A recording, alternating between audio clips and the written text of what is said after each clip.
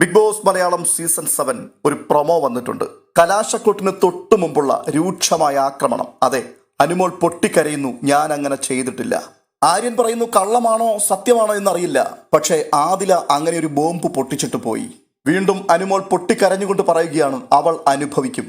അക്ബർ അനുമോൾക്കെതിരെ പൊട്ടിത്തെറിക്കുകയാണ്. നീ കളിച്ച ചീപ്പ് കളിയാണ്, നിന്റെ കൂട്ടുകാരികൾ രണ്ടുപേരും എന്നോട് പറഞ്ഞു, എനിക്ക് നിന്നോട് സംസാരിക്കണ്ട.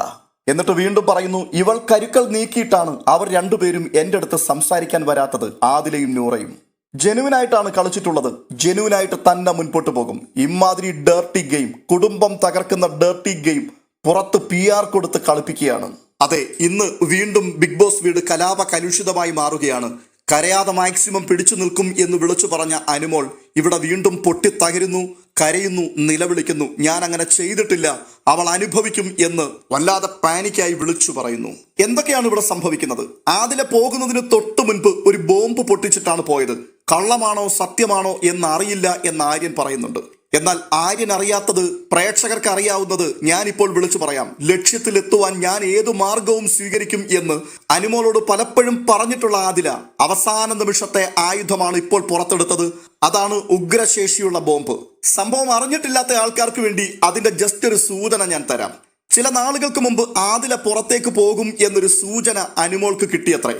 ആ സമയത്ത് ആദിലയ്ക്കും മനസ്സിലായി താൻ പുറത്തു പോകാൻ സാധ്യതയുണ്ടെന്ന്. അങ്ങനെ പുറത്തു പോയാൽ പുറത്ത് അനുമോളുടെ ഒരു സ്ട്രോങ് PR ഉണ്ട്.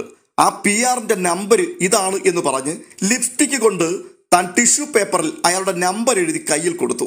ഈ നമ്പറിൽ വിളിക്കണം, ഈ നമ്പറിൽ കോണ്ടാക്ട് ചെയ്യണം, അതിനുശേഷം നൂറയെ സപ്പോർട്ട് ചെയ്യുവാൻ വേണ്ടി അയാളോട് പറയണം എന്ന് പറഞ്ഞു.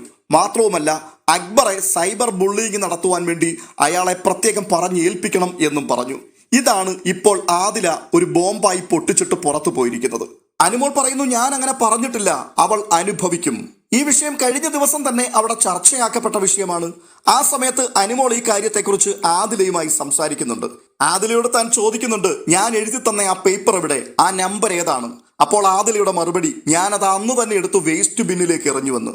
അതിൽ കൂടി തന്നെ നമുക്ക് മനസ്സിലാക്കുവാൻ കഴിയും ഈ പറഞ്ഞത് പെരും കള്ളമാണ്, പച്ച നുണയാണ് എന്നും. ഇത്തരത്തിലൊരു ആക്രമണം, അതെ, അനുമോളെ തകർക്കുക എന്നുള്ള ലക്ഷ്യത്തോടു കൂടി തന്നെ ഒരു ആക്രമണം അഴിച്ചുവിട്ടു എന്നുള്ളതിന്റെ വ്യക്തമായ തെളിവാണ് ആ സാധനം എൻ്റെ കയ്യിൽ ഇല്ല എന്നിപ്പോൾ പറയുന്നത്. അല്ല, അത് സൂക്ഷിച്ചു വെച്ചിട്ടുണ്ടെങ്കിൽ അത് കാണിച്ചേ മതിയാവുകയുള്ളൂ. അങ്ങനെ കാണിച്ചാൽ അതിൽ നമ്പർ എഴുതിയിരിക്കുന്നത് അത് ആരുടേതാണെന്ന് മനസ്സിലാവും. അനുമോൾ പറയുന്നു എനിക്ക് കാണാതെ അറിയാവുന്നത് എൻ്റെ അച്ഛൻ്റെയും അമ്മയുടെയും നമ്പർ മാത്രമാണ്, മറ്റാരുടെയും നമ്പർ എനിക്കറിയില്ല. സത്യമാകട്ടോ, ഞാൻ ഈ പറയുമ്പോൾ ഒരു കാര്യം പറയാം, എനിക്ക് ആകെ കൂടി കാണാതെ അറിയാവുന്നത് എൻ്റെ ഭാര്യയുടെ നമ്പർ മാത്രമാണ്. എനിക്ക് 2 മക്കളുണ്ട്. സത്യസന്ധമായി പറയുകയാണ്, ഇപ്പോഴും അവരുടെ രണ്ടുപേരുടെയും നമ്പർ നമുക്കറിയില്ല. അങ്ങനെ ഓർത്തു വെക്കേണ്ട കാര്യമില്ലാത്തൊരു കാലഘട്ടത്തിലാണ് നമ്മൾ ജീവിക്കുന്നത്. അതാണ് ഇതിലെ ഏറ്റവും വലിയ സവിശേഷത. എന്ന് വെച്ചാൽ നമ്മുടെ കയ്യിലിരിക്കുന്ന സ്മാർട്ട് ഫോണിലേക്ക് 4 കുത്തു കുത്തിയാൽ എന്ത് വിവരവും ലഭിക്കുന്ന ഈ കാലത്ത് കോണ്ടാക്ട്സുകളെല്ലാം അതിനകത്തുണ്ട്. ആവശ്യമുള്ള വ്യക്തിയുടെ കോണ്ടാക്ട് എടുക്കുന്നു, നമ്മൾ ഉപയോഗിക്കുന്നു എന്നുള്ളതിനപ്പുറത്ത് ആ നമ്പർ നമ്മൾ നമ്മുടെ മനസ്സിൽ ഫീഡ് ചെയ്തു വെക്കാറില്ല. പക്ഷെ പഴയ കാലത്ത് അങ്ങനെ ആയിരുന്നില്ല. നമ്മുടെയൊക്കെ ബ്രെയിനിൽ എത്രയോ ആൾക്കാരുടെ ഫോൺ നമ്പറുകൾ, അന്ന് ലാൻഡ് ഫോൺ മാത്രമേ ഉള്ളൂ, പക്ഷെ ഒട്ടനവധി ലാൻഡ് ഫോൺ നമ്പറുകൾ നമ്മൾ കാണാപ്പാടം പറയുമായിരുന്നു. അന്ന് അങ്ങനെ ഒരു കാലഘട്ടമായിരുന്നു. അതുകൊണ്ട് ആ നമ്പറുകളൊക്കെ നമ്മൾ ഓർത്തു വെച്ചു. ഇന്ന് എത്ര പേരുടെ നമ്പറാണ് ഓർത്തു വെക്കുക? അനുമോൾ ഇവിടെ പറയുന്ന കാര്യം ഇനി ശരിയോ തെറ്റോ അതിനെ ഞാൻ പോസ്റ്റ്മോർട്ടം ചെയ്യാനല്ല ആഗ്രഹിക്കുന്നത്. താൻ പറയുന്നു 2 നമ്പർ മാത്രമേ തനിക്ക് അറിയുകയുള്ളൂ. PRന്റെ നമ്പറൊന്നും ഞാൻ ഓർത്തു വെച്ചിട്ടില്ല, പിന്നെ എങ്ങനെയാണ് അത് എഴുതി കൊടുക്കുക? പക്ഷേ ആദില പറയുന്നു അത് PRന്റെ നമ്പർ ആയിരുന്നു, അതിൽ വിളിക്കണം, അതിൽ വിളിച്ചിട്ട് നൂറയെ സപ്പോർട്ട് ചെയ്യാൻ പറയണം, അക്ബറിനെ സൈബർ ബുള്ളിയിങ് നടത്തണം. അക്ബർ അതാണ് ഇപ്പോൾ പൊക്കിപ്പിടിച്ചിരിക്കുന്നത്. അക്ബറിന്റെ കുടുംബത്തെ പോലും സൈബർ ബുള്ളിയിങ് നടത്തുവാൻ വേണ്ടി അനുമോൾ കാര്യങ്ങളെല്ലാം ആസൂത്രണം ചെയ്തു എന്ന്. മാത്രമല്ല അക്ബറിനോട് ആദിലയും നൂറയും അടുക്കാതിരുന്നത് അനുമോൾ കരുക്കൾ നീക്കിയത് കൊണ്ടാണത്രേ. എൻ്റെ പൊന്നു സുഹൃത്തെ, ഞങ്ങളും ഈ TV ഷോ തന്നെയാണ് കാണുന്നത്. ലൈവ് കാണുന്നവരാണ്, എപ്പിസോഡും കാണുന്നവരാണ്. അതുകൊണ്ട് തന്നെ വളരെ ആധികാരികമായി പറയുവാൻ കഴിയും, ആ ബിഗ് ബോസ് വീട്ടിൽ ഇത്രയും കലാപങ്ങൾ സൃഷ്ടിക്കപ്പെട്ടതിൻ്റെ പിൻപിലുള്ള സൂത്രധാരൻ നിങ്ങൾ മാത്രമാണ്. നിങ്ങൾക്കായിരുന്നു അനുമോൾ ഏറ്റവും വലിയ ശത്രുവായി മാറിയത്. എപ്പോഴാണ് അനുമോൾ നിങ്ങളുടെ ശത്രുവായത്? അങ്ങനെ ഒരു പർട്ടിക്കുലർ ടൈം പറയാനായിട്ടില്ല. വന്നു കയറിയതിൻ്റെ അടുത്ത ദിവസം മുതൽ നിങ്ങൾ ഡയറക്റ്റായും ഇൻഡയറക്റ്റ് ആയിട്ടും ആക്രമണം അഴിച്ചുവിടുവാൻ തുടങ്ങിയത് അനുമോൾക്കെതിരെയാണ്. മറ്റാരെയും നിങ്ങൾ ടാർഗറ്റ് ചെയ്തിട്ടില്ല. നിങ്ങൾ ഗ്രൂപ്പ് ഉണ്ടാക്കി, ആ ഗ്രൂപ്പിൽ അനുമോളെ കുറിച്ച് മാത്രം ചർച്ച. അനുമോളെ കുറിച്ച് മാത്രം പാരഡി പാട്ടുകൾ, മറ്റുള്ളവരെ ഓരോരുത്തരെയും അനുമോൾക്കെതിരെ സംസാരിക്കുവാൻ വേണ്ടി നിങ്ങൾ ചട്ടം കെട്ടിവിടുന്നു. അങ്ങനെ ചട്ടം കെട്ടിവിടുന്നവർ അനുമോളെ തലങ്ങും വിലങ്ങും ആക്രമിക്കുന്നു. ഇത് കണ്ടിട്ട് നിങ്ങൾ കൈകൊട്ടി ചിരിക്കുന്നു. ഇതൊക്കെയല്ലേ ആ വീട്ടിൽ നടന്നുകൊണ്ടിരുന്നത്? അക്ബറിനെ അനുമോൾ വെറുത്തിട്ടുണ്ടെങ്കിൽ ആ ടാർഗറ്റിംഗ് കണ്ട് മടുത്തിട്ടാണ്. അത്രമാത്രം ക്രൂരമായി അവരെ ആക്രമിച്ചത് കൊണ്ടാണ് നിങ്ങളിൽ നിന്നും അകലം പാലിച്ചിരുന്നത്. ഈ വിഷയങ്ങൾ അനുമോളും ആദിലയും നൂറയും തമ്മിൽ സംസാരിച്ചിട്ടുണ്ട്. ബഹുഭൂരിപക്ഷം വരുന്ന പ്രേക്ഷകർ ഇഷ്ടപ്പെടുന്ന ഒരു മത്സരാർത്ഥിയാണ് അനുമോൾ. പക്ഷേ ആദിലയും നൂറയും തമ്മിലുള്ള കൂട്ടുകെട്ട് അനുമോൾക്ക് എത്രമാത്രം നെഗറ്റീവ് ഇമ്പാക്റ്റ് ഉണ്ടാക്കിയിട്ടുണ്ടെന്നറിയാമോ? ആദിലയോടും നൂറയോടുമുള്ള സൗഹാർദ്ദം ഉപേക്ഷിക്കുവാൻ, അവരെ വിട്ടുകളഞ്ഞിട്ട് ഒറ്റയ്ക്ക് ഗെയിം കളിക്കുവാൻ എത്രയോ വീഡിയോകളുടെ കീഴിൽ വന്ന് മലയാളി പ്രേക്ഷകർ കമന്റ് ചെയ്യാറുണ്ട്. കാരണം അവർ രണ്ടുപേരും ടോക്സിസിറ്റി നിറഞ്ഞ വ്യക്തികളാണെന്നും ആ കൂട്ടുകെട്ട് അനുമോൾക്ക് ദോഷമുണ്ടാക്കുമെന്നും പ്രേക്ഷകർ തിരിച്ചറിഞ്ഞതാണ്. പക്ഷേ അനുമോൾ അത് തിരിച്ചറിയാൻ വൈകിപ്പോയി. അവസാന നിമിഷം വരെയും അനുമോൾ കൂടെ നിന്നു, അല്ലെങ്കിൽ അനുമോളെ അവർ കൂടെ നിർത്തി എന്ന് വേണം പറയാൻ. നിങ്ങൾ എന്തിനു വേണ്ടിയാണ് എന്റെ പിന്നാലെ നടന്നത് എന്ന് അനുമോൾ പറഞ്ഞിരുന്നല്ലോ. അത് ആകപ്പാടെ പ്രശ്നമായി. വലിയ രീതിയിലുള്ള വളച്ചൊടിക്കലുകളും പ്രശ്നങ്ങളും കരച്ചിലും നിലവിളിയും ഒക്കെ അകത്ത് നടന്നു. പക്ഷേ ഇപ്പോൾ വളരെ വ്യക്തമാവുകയാണ് എന്തിനു വേണ്ടിയായിരുന്നു ആദിലയും നൂറയും അനുമോളെ കൂടെ നിർത്തിയത്. അനുമോളുടെ ഫെയിം ഉപയോഗിക്കുക എന്നുള്ളത് മാത്രമായിരുന്നു. ആ ഫെയിം ഉപയോഗിച്ചു. പല ആവർത്തി എവിക്ഷനോടുള്ള ബന്ധത്തിൽ ഇവർ രണ്ടുപേരും ഡേഞ്ചർ സോണിൽ വരികയും പുറത്തു പോകും എന്ന് പ്രവചിക്കപ്പെടുകയും ചെയ്ത സാഹചര്യങ്ങൾ ഉണ്ടായിട്ടുണ്ട്.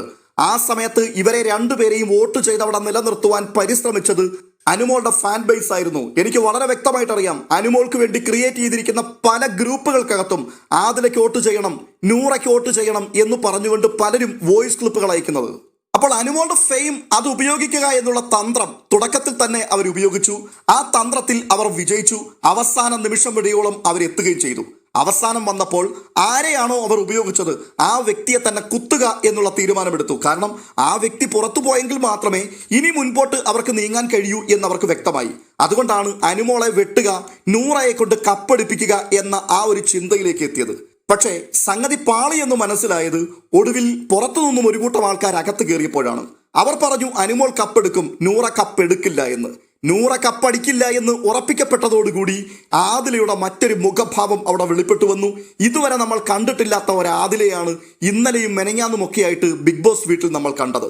അവസാന നിമിഷം താൻ പുറത്തു പോകുന്ന സമയത്തും തൻ്റെ ഉള്ളിൽ ഒളിപ്പിച്ചു വെച്ചിരുന്ന ആ പക അതിന്റെ മാക്സിമത്തിലേക്ക് കൊണ്ടുവന്ന് ആഞ്ഞടിച്ചിട്ടാണ് അവരവിടെ ഇറങ്ങിപ്പോകുന്നത്. അല്പം പുറകിലേക്ക് സഞ്ചരിച്ചാൽ ബോധ്യപ്പെടുന്ന ഒരു കാര്യമുണ്ട്. ഷാനവാസ് ഈ സീസണിന്റെ തുടക്കത്തിൽ മുതൽ വളരെയധികം ലീഡോടുകൂടി കയറി നിന്ന ഒരു കാൻഡിഡേറ്റ് ആയിരുന്നു. 1ാം സ്ഥാനവും 2ാം സ്ഥാനവും സോഷ്യൽ മീഡിയ പോളുകളിൽ അയാൾ ഉറപ്പിച്ചിരുന്നൊരു വ്യക്തിയായിരുന്നു. പക്ഷേ പിന്നീട് വന്നപ്പോഴേക്കും ഷാനവാസ് താഴേക്ക് പോയി. എന്തുകൊണ്ടായിരുന്നു ഷാനവാസ് താഴെ പോയത്? ഒരു വേള കപ്പടിക്കും എന്ന് പോലും പ്രതീതി ഉണർത്തിയ ഒരു കാൻഡിഡേറ്റ് അയാൾ പുറകിലേക്ക് പോകുവാൻ കാരണം ആദിലയും നൂറയുമായിട്ടുള്ള കൂട്ടുകെട്ട് തന്നെയായിരുന്നു. അല്പം മുമ്പ് ഞാനൊരു വാർത്ത കേട്ടു, ഷാനവാസ് ബിഗ് ബോസ് വീടിനോട് വിട പറഞ്ഞു, ഷാനവാസ് എവിക്റ്റായി എന്ന്. അത് എത്രത്തോളം ഉറപ്പിക്കാം എന്നെനിക്കറിയില്ല. അങ്ങനെ അദ്ദേഹം പുറത്തു പോയിട്ടുണ്ടെങ്കിൽ, ഫൈനൽ 5 കാണാതെ ആ മനുഷ്യൻ പുറത്തു പോയിട്ടുണ്ടെങ്കിൽ നിസ്സംശയം ഞാൻ പറയും ആദിലയും നൂറയുമായിട്ടുള്ള കൂട്ടുകെട്ടാണ് ആ മനുഷ്യനെ തകർത്ത് തരിപ്പണമാക്കി പുറത്ത് കളഞ്ഞിട്ടുള്ളത്. അങ്ങനെ സംഭവിക്കാതിരിക്കട്ടെ എന്ന് ഞാൻ പ്രാർത്ഥിക്കുകയാണ്.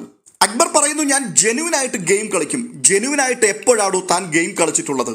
ഒരു സാഹചര്യം നിങ്ങൾ കാണിച്ചതാ. നിങ്ങളൊരു ഗെയിമറാണ് എന്നുള്ളതിൽ സംശയമൊന്നുമില്ല. പക്ഷേ ഡേർട്ടി ഗെയിം അത് ആ വീട്ടിൽ വ്യക്തമായി കാണിച്ചു കൊടുത്തൊരു വ്യക്തി നിങ്ങളാണ്. നിങ്ങൾ കാണിച്ച ഡേർട്ടി ഗെയിമിനെതിരെ സമൂഹം പ്രതികരിച്ചിട്ടുണ്ട്.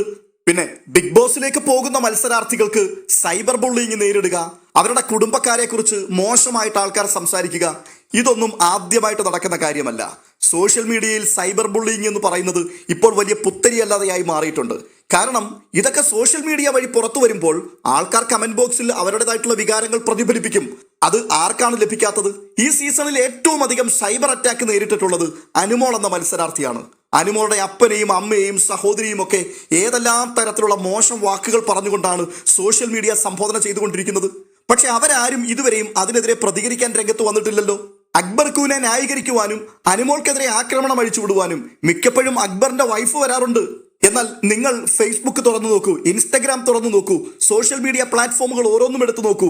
അവിടെ എത്രമാത്രം മോശമായിട്ടാണ് അനുമോൾ എന്ന മത്സരാർത്ഥിയെയും അവരുടെ കുടുംബക്കാരെയും സമൂഹം ചിത്രീകരിച്ചുകൊണ്ടിരിക്കുന്നത്. ഇതിനൊന്നും ആർക്കും കംപ്ലൈന്റ് ഇല്ലേ? ഇതൊന്നും ഓഡിറ്റ് ചെയ്യപ്പെടേണ്ടതായിട്ടില്ലേ? ഇതിനെക്കുറിച്ചൊന്നും ആർക്കും വീഡിയോ ചെയ്യണ്ടേ? ഇനി അഥവാ അതിനെക്കുറിച്ച് ആരെങ്കിലും പറഞ്ഞാൽ അതൊക്കെ അവർ അർഹിക്കുന്നതാണ് എന്ന് പറയും. അങ്ങനെയാണെന്നുണ്ടെങ്കിൽ അക്ബറും ഇതൊക്കെ അർഹിക്കുന്നത് തന്നെയാണ്. എന്തായാലും അവസാന നിമിഷത്തിൽ ആദില പൊട്ടിച്ചിട്ട് പോയ ആ ബോംബ് അത് അനുമോൾക്കെതിരെ വീണ്ടും വലിയ ഒരാക്രമണത്തിന് വേണ്ടി വാതിൽ തുറന്നിട്ടിരിക്കുന്നു. വലിയ സംഘടന അവിടെ നടക്കുന്നു. എന്തായിരിക്കും അതിന്റെ അനന്തര ഫലം എന്നുള്ളത് അതറിയുവാൻ വേണ്ടി അല്പം കൂടി നമുക്ക് കാത്തിരിക്കാം.